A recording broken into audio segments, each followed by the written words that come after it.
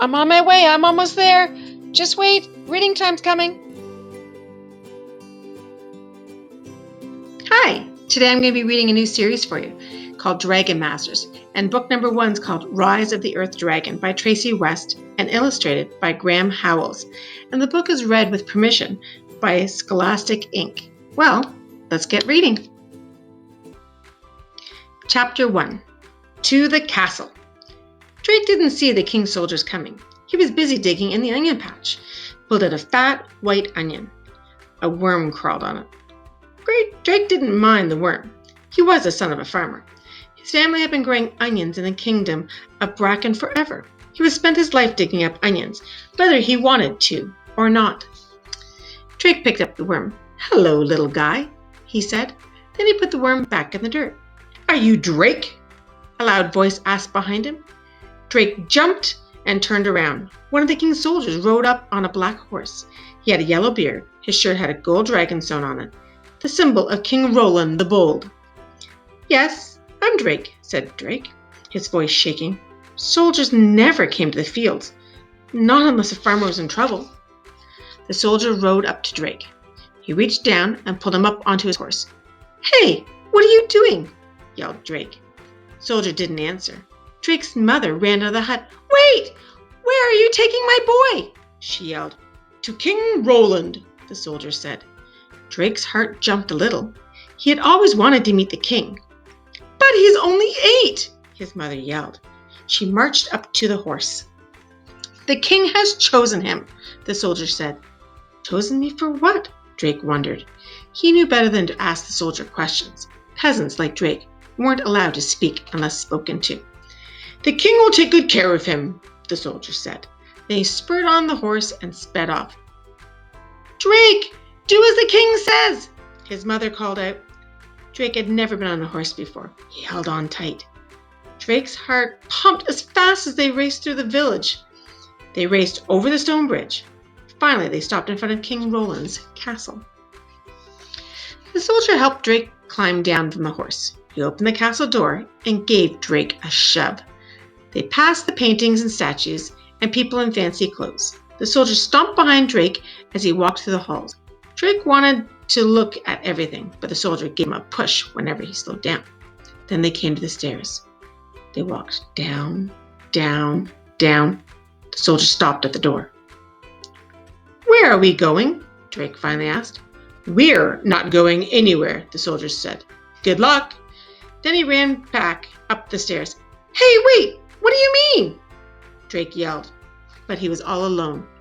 Drake looked down at the big stone door. He felt afraid, but more than that, he was curious. He pushed it open and saw the face of a giant red dragon. Drake blinked. He didn't believe his eyes. Then, whoosh! The dragon shot a huge fireball from his mouth. The end of chapter 1. Whoa, what an ending. A fireball out of the dragon's mouth? I hope Drake's going to be okay. I wonder what King Roland wants with Drake after all. Let's read chapter 2 and see what happens next. Here we go. Chapter 2. The Dragonstone. Drake dove away from the door. The fireball just missed him. "Vulcan, stand down," he heard someone yell. Drake stood up. A red-haired girl was standing in the doorway. "No more fireballs," she yelled at the dragon. He had shiny red scales and a long, thick tail. 2 big wings grew out of its back. Dragons aren't real, thought Drake. But Drake could see the dragon, and he had felt the heat from the fireball. A tall man walked past the girl. He had a long white beard. He wore a pointy hat and dark green robe. "Welcome, Drake," the man said. "I'm Griffith, the king's wizard." Did he say wizard? Drake had so many questions. "Is that a dragon?" he asked. "He's not just a dragon," said the girl. "He's my dragon. Vulcan is the best dragon in the kingdom."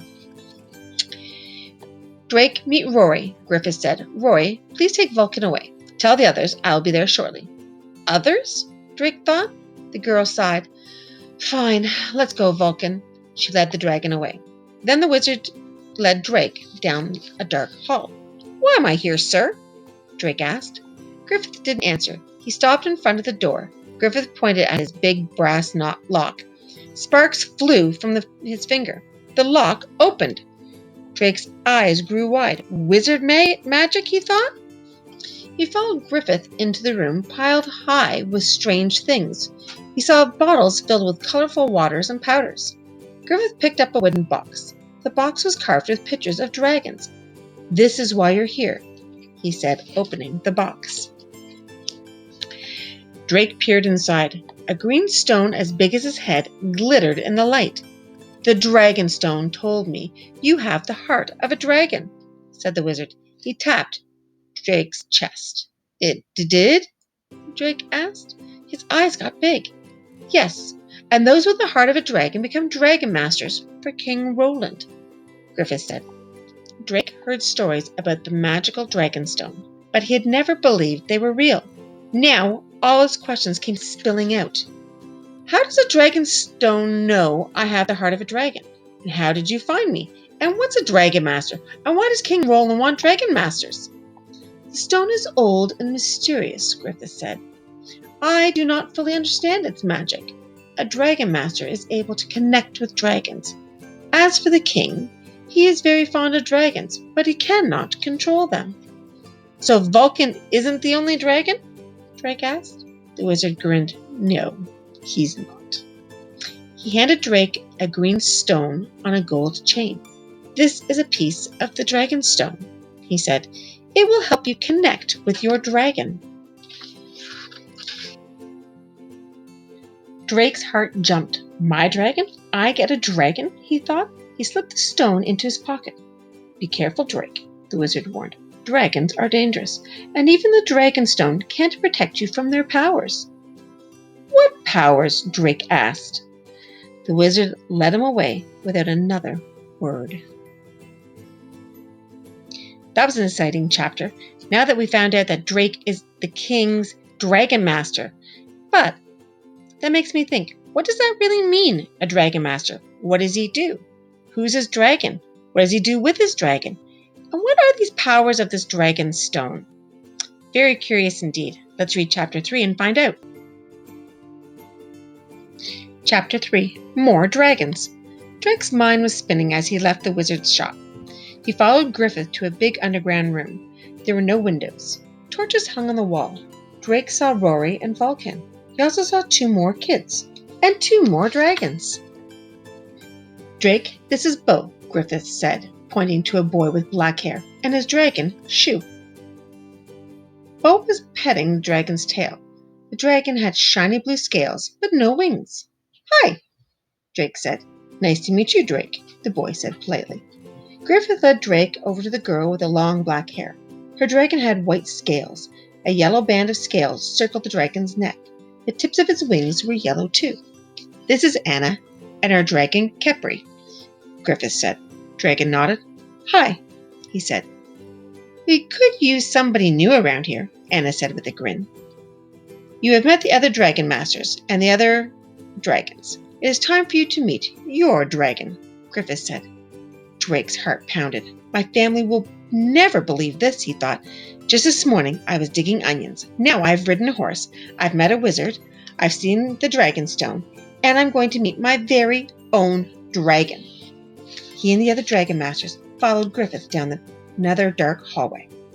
"Dragons sleep in caves when they're not training," Bo explained as they walked. "Vulcan's cave is the biggest," Rory bragged. Griffith stopped in front of a small cave. Wood bars covered the cave. "Drake, meet your dragon," the wizard said. Well, lots of information in this one. We meet 2 new characters. Both are dragon masters, Anna and Bo, which makes 3 dragon masters. Rory, Anna, and Bo, all with their own dragons and training them. At the very end of this chapter, we find out Drake gets to meet his dragon right away. So, what do you think the dragon looks like? Do you think it's tall and majestic with beautiful gold wings? Maybe it's multicolored. Maybe it's small and fast. Well, let's read chapter 4 to find out. Chapter 4. Worm. Drake peered inside the dark cave. A dragon sat inside. Well, this creature kind of looks like a dragon, Drake thought. The dragon had brown scales that weren't shiny. He had 2 tiny wings. He had big green eyes and little ears. And he didn't look like he had any legs. He looked like a snake. A big snake. The only dragon-like thing about him seemed to be his long snout. Drake stepped up to the wooden bars. "Hi, dragon. I'm Drake." The dragon didn't move. "Put on the stone," Griffin said. Drake slipped the green stone around his neck. He felt a tingly feeling all over his body. Right away, the dragon lifted his head. He stared at Drake with his big green eyes. Drake felt a strange chill. Griffith stepped forward. "You must name your dragon," he said. Rory piped up. "Good luck naming him. He looks boring." "How about Noodlehead?" Anna asked with a giggle. Bo shook his head. "No, this dragon needs a good name." Drake looked carefully at the dragon. He looked at his long brown body. "Worm," he said. "His name is Worm." "That's a good name for an earth dragon," said Griffith, opening the gate. "Now, Drake, ask Worm to follow you." "Okay," Drake said. "Worm, please follow me." Worm crawled forward. "Good work," said the wizard. "Keep it up, Drake." "Come on," Drake said, starting to walk down the hallway. Worm crawled after him. "He really is like a big ugly worm," Rory said. "Rory, be nice," said Anna. Drake didn't say anything. Worm was like a big worm. "Where are we going?" he asked. "To the training room," Griffith replied. "Yeah," said Rory. "We'll see what you and your dragon are made of." Drake felt nervous. He touched his dragon stone. "How am I supposed to train a dragon?" he thought. "What if I fail? What if I'm not a dragon master after all?" That was the end of chapter 4.